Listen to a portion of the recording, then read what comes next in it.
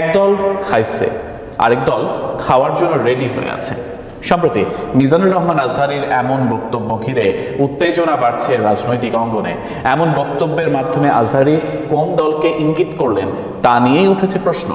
শুধু তাই নয়, আর এই বক্তব্যে খেপেছেন বিএনপি নেতা শামসুজ্জামান দুদু, সেই সাথে দিয়েছেন বার্তা। আজহারীকে উদ্দেশ্য করে কি বার্তা দিলেন দুদু?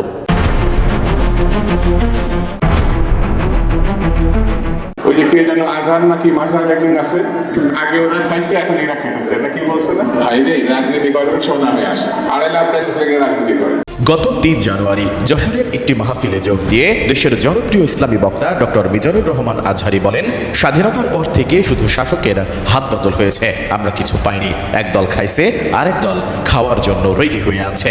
স্বাধীনতার পর থেকে শুধু শাসকের হাত বদল হয়েছে, আমরা কিছু পাই নাই। ঠিক কিনা বলেন? শুধু ওনাদের দোষ দিয়ে কি লাভ? একদল খাইছে, আরেক দল খাওয়ার জন্য রেডি হয়ে আছে। কোরআন থেকে প্রেসক্রিপশন না নিলে সমাজ সুন্দর হবে না। কোরআনের প্রেসক্রিপশন না মানলে রাষ্ট্র সুন্দর হবে না। কোরআনের প্রেসক্রিপশন অ্যাপ্লাই না করলে শুধু দুর্নীতি দমন কমিশন দিয়ে দুর্নীতি বন্ধ করা যাবে না। ব্রেকফাস্ট, টিফিন কিংবা স্ন্যাক টাইমে ময়দার আয়োজন মানে অল টাইম ব্রেড।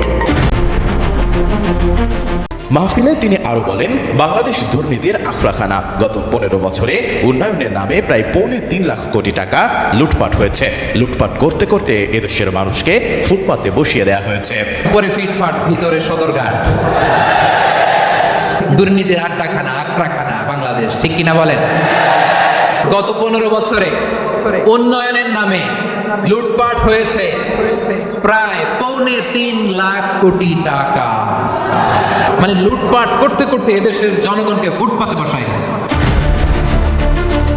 এদিকে মিজানুর রহমান আজহারীর এই বক্তব্য